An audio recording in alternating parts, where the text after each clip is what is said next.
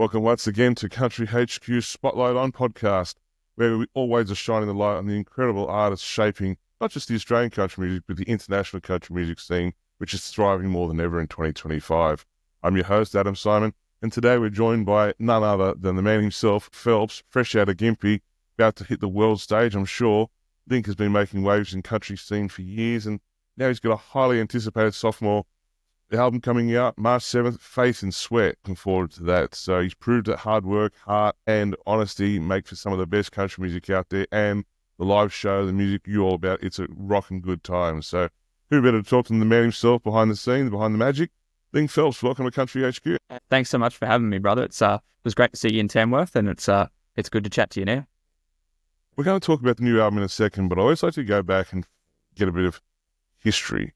Where did Linc Phelps meet music for the first time? Yeah, I think, so back in, I want to say, so still in Gympie, I reckon I was about maybe 12 or 13, and I had a dirt bike, and I decided that I wanted to learn to play guitar. And so I got a few lessons, and then I wanted an electric guitar. And Mum said to me, you can't have the dirt bike and the electric guitar and the amp. And I went, okay. So we sold the dirt bike, bought an electric guitar and an amp, and mate, the rest is history. Just got into my blood. What was the first song you played from start to finish? I want to say probably Bad Moon Rising, Creedence. Okay, cool. Yeah, very cool. I reckon. Very cool. And you know, as you go through the learnings when you first start playing guitar, and I think Last Kiss by Pearl Jam, was one of the ones that I learned. Yeah, okay. But I had a pretty cool teacher back in the day. Bronnie was my first guitar teacher, and she used to love a whole lot of stuff. So I was playing like Everclear, Santa Monica, and like, you know, a whole bunch of different sort of stuff as well. Okay. So yeah, pretty. My upbringing was a pretty broad church. Was there music in the family, part of that upbringing, with mum and dad or any of your siblings heavily into music, or was it something that you sort of found on your own? Yeah, parents not so much. They loved listening to music, and my sister sang. So she used to go to singing lessons with a lady who I now go to singing lessons with, and my daughter now goes to singing lessons with, but I did as well. But yeah, when my sister started, I just used to go along to the lessons, and I was a little fella, and I used to be annoying and just, you know, colour in the grout on the tiles with crayons and just generally be a pest. But you do carry that element of mischief, mate. Not just in personality, but also in your music. I mean, but that personality you bring across in your music. I mean, country music is renowned for. We've just had Luke Combs here doing zillion tickets and so on, but country music has also always often been renowned for sad songs, but your songs have all got a great vibe to them, or a message and a real meaning and a real feeling to it. I mean, the live show we saw, you did Americana in the Park at Tamworth, and seen previously at West. Your live show is a real experience, isn't it? Is that something you really think about when you're putting that set list together? Absolutely, yeah. And I'm probably a little bit different from most artists. I think a lot of people, I guess, as they sort of start out in their career, they probably record some songs and then go out and play live shows. I was probably the opposite. I was doing probably 80-90% performance and very little recording and releasing. And I always sort of struggled to try and capture the essence of the live show on a recording. But I feel like we've done that with the new album, Faith and Sweat. Working with Gavin Carfoot, Gav was able to sort of harness that energy and get it onto the record. So, but yeah, live performance is it's everything for me. I've always looked up to great live performers, and I think, you know, that's the pinnacle. Feel like there's no point in putting it on a record if you can't recreate it live. Was that partly behind the decision then to record this album live at QUT, not only live but also with your touring band? Absolutely, mate. So those guys are so important to me, and when they're firing on all cylinders and sort of, you know, they're able to do their job and be creative in their own right on stage, I just know that they've got my back 100%, and that allows me to do my job freely and, and entertain. So, yeah. I looked at your live band, or in Tamworth, and someone said to me, what's the word you describe it? I said, it's almost generational. You can see your live band is made up of all these amazing things, not just, you know, I think one of the best female singers in the world with Jen Mize off to the side, but, you know, and then your melody comes out. But your live band, I think, do they bring a whole raft of different influences? And because they all seem very different people, but then they can all merge and make this amazing mix of music. Yeah, you've nailed it. It is. So that band in Tamworth. So in particular, I'll start with so on keys was Glenn Muirhead. His background is I would say in the Aussie rock scene. He spent a lot of time playing with the Eurogliders. Likewise, on drums, one of my very good friends, Mr. Steve Fernley, who also plays for Melody and Billy Joe Porter and a whole bunch of other people throughout the industry. But I like to kind of give Steve a bit of a rev up. So in his early days, I was born in '92. And I like to tell him the year I was born, he was on the Matchbook tour playing drums for Ian Moss. Ian Moss. Yeah. So Steve comes from that absolute, rock and roll background. But he's also he's such a musical drummer. He adds whatever the song needs and nothing more. So the whole band, and then Coops, Peter Cooper on guitar, my right-hand man, has been with me throughout my career. He was best man at my wedding. He's a phenomenal bluegrass player as well. He's a great dobro player, banjo player, and he doesn't tell too many people that. But he's got a bit of a rock and roll side as well. So he's really helped sort of shape my sound as well. I've got a cassette somewhere here in the studio of Ian Moss's Matchbook. Next time I'll give you to him. That way you can rev him up and say, absolutely. Yes, can you sign this cassette, buddy? Be good for Steve. I love it. No, I think it's the coolest story, and that album is just, it's seminal. Man. Seminal album. I say that there's voices in Australian music, and there's Kevin Bennett and there's Ian Moss for those two pure blue-eyed souls. I mean, Ian Moss had a reasonable amount of success as a solo and also a chisel, but someone like Kevin Bennett, who those of us who know and have seen him, they're going to go to our graves going, that's probably the greatest blue-eyed soul voice in Australian history. Yet he still hasn't reached those pinnacles, which he should. But I think Kevin Bennett should be an international music star, not just for the songwriting, but also the man he is and the music he is. So absolutely. Let's have a look now at Faith in Sweat. So we're coming up March the 7th, and this is going to be released just a couple of days before that.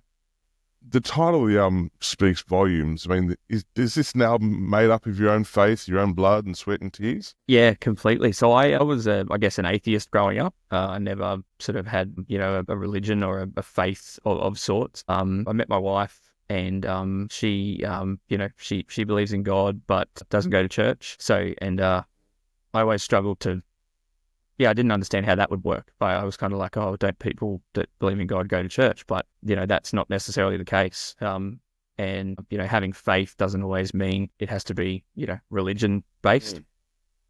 But I always kind of found that, I believed in her and I had faith in her, and, she's a beautiful person with a great heart. And I kind of thought, well, that makes sense as long as I've got faith in her, and she believes in God is just a good person and great to people. So that made sense to me. So that's the faith part of it. And then also, I suppose, believing in with what you can do. And then, the sweat part is exactly that. It's just absolutely working hard. And there's the lines in Faith and Sweat are, I'm working on something and I ain't there yet, but it's just that essence of, keeping on working. And I think the grind never stops, no matter what you're doing, no matter what level you're at in whatever career you want to do and that sort of thing. But I haven't, I ain't found nothing that a little hard work won't get.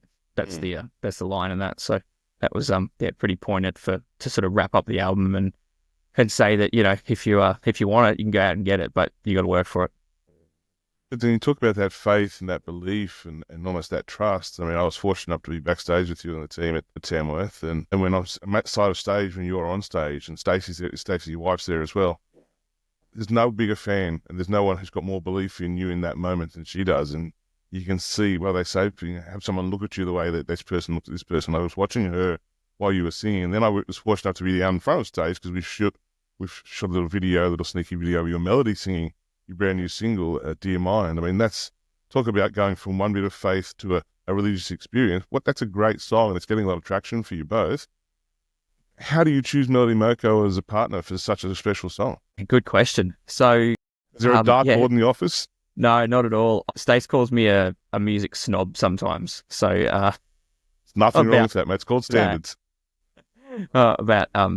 Just different artists that I like and things like that. And think there's certain female voices that just, I don't know, just have they just sort of I don't know if you say they melt me, but they just kind of speak to me. And I've always listened to certain people. I think, you know, just a couple, Brandy Carlisle is one of them. Absolutely, Bonnie Fantastic. Raitt.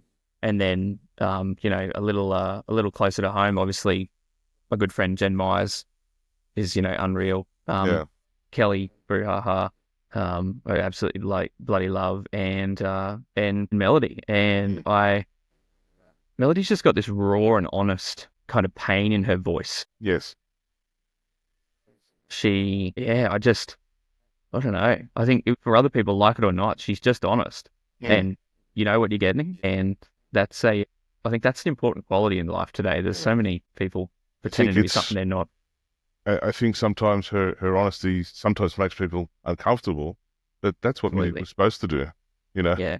Little Richard sang Tutti Frutti as an African American man in that time in America, singing that song. Americans thought it was a song about confectionery or ice cream, but it's far from it. But it made people uncomfortable to think what it could have been about, and I think that's where Melody comes to it. It's funny you mentioned Jen Myers and Melody. Like my three stop and listen artists, female artists in Australia are Jen Myers has got that thing which could be on any HBO show or Tarantino movie or whatever. Absolutely. And the two Melodies, it's Melody Moko and Melody Poole. Yep. And they've both got these, and the same thing. All three bring that raw intensity to it, and that raw emotion. So I think be a snob, pick those artists to collaborate with, because it's certainly a very privileged thing to be able to do, And I was saying to an artist the other day, sometimes you have to challenge yourself, don't you, to go outside those comfort zones. But there are certain times where you have to stay in them because you know in your heart that that song lays with that person or lays with you. So I don't think you're Stacey's not a snob. He's in a good club, okay? So just so you know. So what about we've got you had 4 hit singles already, 100%, Working on Me, Sing a Little Louder, now Do You Mind? Is Do You Mind the one that has the most deepest personal connection for you? Yeah, I would say it's probably just Pip's Working on Me for that. I think Which is another great song. Thank you. When Stacey and I wrote Do You Mind, and I guess part of the other reason that we asked Melody to sing on it is, that morning that we wrote it, we were feeling completely overwhelmed just with life as parents, wondering sort of, what was to come next, what was sort of, what was happening. It just kind of felt like the world was spinning out of control a little bit. And I had been talking to Melody, on and off just about different stuff, and she said her and Michael were feeling the same. So I think that was important to me that they're in a similar situation. They're young parents trying to navigate life, the music industry, all these different things. That was an important thing to me. And then I think Do You Mind? So as a concept, it's a message from, if your mind was able to be spoken to, like you and I were chatting now, and, it's saying that, your soul's tired, your body's worn out, you're absolutely just bloody, you've had enough and you need a break. So, and I think that's super important for everyone to remember. And I have to remind myself of that sometimes.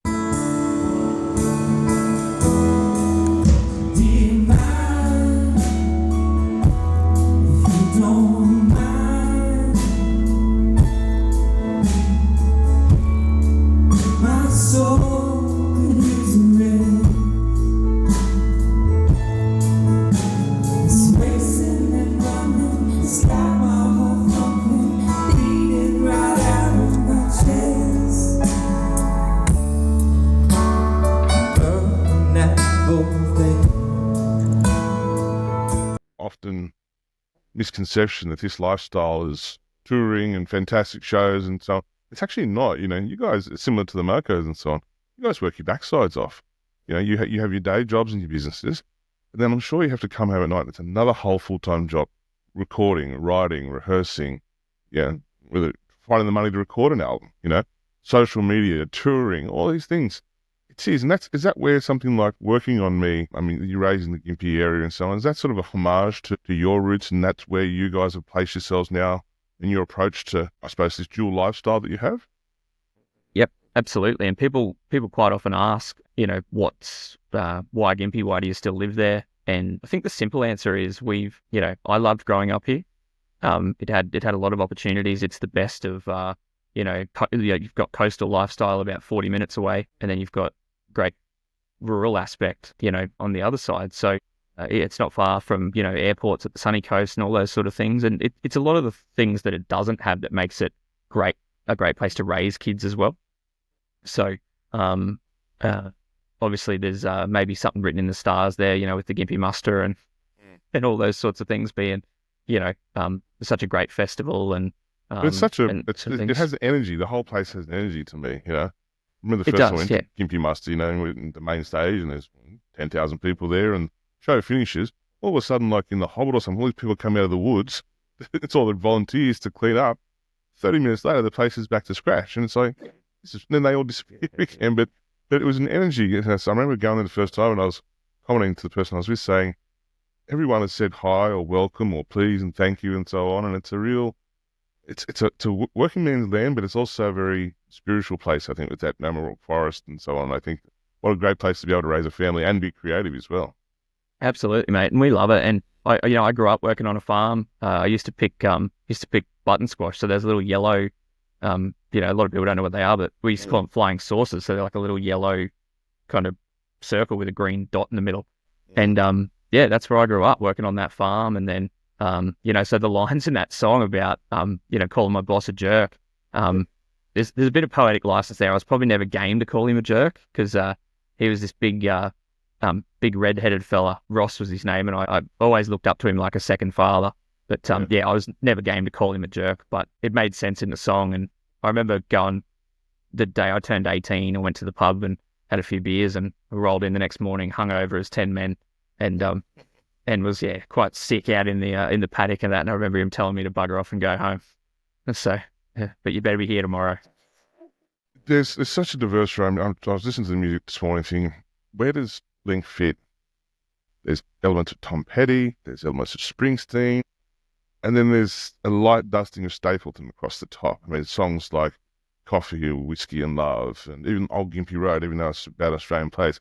These are all songs that are having almost a bluesy, sort of a new blues country staple in it. There's no Beyonce on your album, let's say that much. Let's get that out of the way. But I mean, are the likes of these names, like when I say Petty and Springsteen and Stapleton and even some Australian artists, who is your melting pot of influences? Yeah, well, you just named a bunch of them, absolutely. Yeah. So I grew up listening to, if I had to pick, I guess, Mum's maybe top 5 records, this might probably help. So there would have been, Garth Brooks, there would have been, I absolutely strongly remember, Mum had a little Toyota Corolla. We used to drive around, and there was the John Fogerty album, Blue Moon Swamp, was always in there. So songs like Hot Rod Heart and things like that. So there's that, Bayou kind of bluesy thing going on there. Creedence. John Michael Montgomery was another one, definitely. Grundy County Auction and I Grundy Swear. County Auction, so. Absolutely. Did you ever get all the words in without having to take a breath? Yeah. I said, hey, pretty lady, wants to give me a sign. Yeah. Great song. It is a great song. I was smoking when I was a kid. I could never do it. So I run out of breath. Yeah, totally. So, and then on the flip side, you had people like, absolutely, so, Graham Connors. Completely. And that's a real Northern Queensland thing too, that Connors link as well. He's an icon up there, not just in Australia, but that Northern Queensland vibe to him and who he is as a person and the music. Absolutely. Is fantastic, yeah. Yeah. And he always finds a way, Graham, he's just so clever in the way that he finds a way to sing about all of those places just so well. Yeah. And I just have always respected him as a songwriter and a singer and performer. Connors is underrated as I think underrates himself a little bit as to his contribution. But we did a thing last year with artists. We were making like playlists. He was on everyone's playlist, for Tamworth and so on. Like we made playlists that people listen to go to Tamworth. And I sort of said to Jeff Bell, I said, why don't we make one of the nights in the park a tribute to Graham Connors, where everyone who loves his music, audience and musicians, turns up and play his songs for him, like a tribute night or a roast. And I think you'd have to turn people away. I think Graham Connors is very humble, very modest individual, but he is. I think from a point of view, if we had thousands of people, half would be artists and half would be punters and so on, because I just think he's the songwriter's songwriter, isn't he? He is very much so. And I think, yeah, you're exactly right. He's so underrated. And I've been lucky enough to spend some time with him lately and his lovely wife, Lynn. And they're just beautiful people. And he dropped this pearl of wisdom on me. We were in the studio together working on a project, and he turned around and Linc, if I can give you one piece of advice, it's that when someone shuts a door on you, just go through the window. Mm. And I was like, yes. Oh, yeah, I'll remember that forever. So it was just, and he really has. He's found his own way. He's knocked that off from The Sound of Music from Mother Superior. Has he? Yeah, end of Sound of Music. So when the Lord closes a door, he opens a window. So, there you go. Graham, we're on to you. You've knocked off Hammerson Rogers. So I won't tell anyone. No, thousands of people don't watch this show. What do they say? There's everyone's a thief. It's just the good ones that get away with it. Yes. Although I did like the one that they brought up with Alec Baldwin when he had that trial, and they said, Alec, you've previously been stated as saying it's not lying, it's being creative with the truth. Yeah, that's my favorite. Doesn't get you out of trouble when the Minister for War and Finance and you come home late at night, but no, exactly. So yeah, and that's the thing. I mean, having access to these people as well, it must be so stimulating as well, and especially sometimes you mentioned briefly before you're trying to assess where you go and things like that, and musicians all, and coming back to this mental health thing, you must all have those days where it's just so, because it is hard. It's a hard lifestyle, but I could never do what you guys do, and that's why we do this with Country HQ and other things, is to say, I can never do what you guys do, but I want to be doing all I can to support it so you can get your music out to everyone else. And that's the really important thing. So with Faith and Sweat about to drop, what's coming up? Have we got a tour coming along with it, or what's the plan? Yeah, mate. So we're working on some dates at the moment where we work on a little and help put together a little festival up in Woodgate Beach. So it's up near Bundy in Queensland. So that'll be on maybe by the time this drops, it might have already happened, but it's Saturday the 1st of March. So okay. But yeah, it's an annual thing, and we free event, family friendly, all ages. So bloody awesome, awesome little festival. So, and then, throughout the rest of the year, we're just putting a bunch of dates together. So I've got a couple of other festivals locked in. I can't announce just yet, but yeah, so we're cruising around. And I just want to go out. Glastonbury, Wembley. Oh, I shouldn't say anything. Sorry. Yeah, sorry, mate. Yeah. I used to joke about that. It would be when I was Coachella. doing, covers gigs like back in the day, and you'd finish and it'd be 1 o'clock in the RSL somewhere at 1 a.m., and there's like the guys sweeping up and there's like, 2 people left playing the pokies and that. And we'd finish and I'd just go, thank you, Wembley. But you have to do that. I remember I used to book shows in Sydney at a pub, and Luke O'Shea came, and it started out with about 50, 60 people, and progressively, because Luke just didn't want to get off stage, so 4 hours later, not many people there. Yeah. He gets off like he's just played Wembley. He's dripping in sweat. He's breathing heavy. He's got a schooner, And I said, mate, you're playing a local pub. He goes, you never know. I mean, Fanny played Glastonbury last year, so, it's the doors are opening up, especially now with the thriving country music scene. Australians are doing bigger things than ever, and around the world, country music's doing great things. And I think this album is perfectly timed. I think this album is going to come out and find a very good, strong audience, not just the traditional country audience. I think people are going to feel this and share it and enjoy it together. So the last question before I let you go, and we're going to pump up this album coming up for you. Same question we ask everyone. We've doing this for 12 years. What's it like when you walk on stage? What's it like to be Linc Phelps when you walk on stage? I guess 2 things. I love it. It's one of my favorite places to be in the absolute world. And there's a buzz like no other. And then I just try and smile. I just honestly just try and smile and have a good time, and just, I don't know, just love the band, love the crowd, and just engage people in that moment and make them feel like they're part of something for that period. And I guess I draw that from watching hours and hours and hours of Bruce Springsteen performances over the years. I'm a massive Springsteen fan, and he's 74, 75 now, and still he was killing it. I walk to the bus and I'm half dead, but he's there for and it's just like, although the hair's starting to look a little bit all unauthentic, boss, you need to cover those bugs a little bit. But and you see that generational thing. They're saying, what is it, April 4th, Record Store Day, they're releasing the 4 songs with the Killers did with Springsteen at Madison Square Garden. And that's generational, you know, because like Brendan Routh there, he's saying, people get scared when their boss comes to their work. Because imagine if you had the boss come to your work, you know, and he walks out and the place goes insane because it's the Garden. And, Yes. and that's the thing. Springsteen was around, you know, in my father's generation, now my generation, and my daughter's generation. We don't have artists like that, do we? And that's why it's really great to hear you say things like that and the elements of that in your music and so on. You know, I mean, if I do turn up to your show and you're doing Jolene or all the single ladies, we're going to have private words, mate. I'm going to talk to Kaz and we'll be definitely up. But I don't. That's another discussion for a whole other day, and I'm a bit tired of it, to be honest. But you know, That won't be me, mate. no, exactly. So, but I'm hoping Beyonce for Star Maker next year. Toyota, here we come. So I'd love to end that. How fun would that be? Be awesome, mate. But look, talking about fun, talking about great things. This new album, where are we? So Faith and Sweat drops March the 7th. And look, mate, if the singles are anything to go by, you've got a crack at it. You've got a winner on your hands here. So really, congratulations. We all can't wait to see and hear it and share it. Hopefully we get you down to New South Wales in the not too distant future. And because certainly ahead of its release, mate, I just want to say congratulations and thank you for being able to share this in music. There's a really personal song on this album, I'm told, and that's a really important thing to be able to share as well as part of healing and so on. And I fully respect you for doing that, and hats off to you. But thank you for sharing that. Thank you for sharing what I thought was one of the standout shows in Tamworth this year. So we can't wait to see you again live, mate. Thank you so much. Congratulations. March the 7th, everyone. Mark your calendars.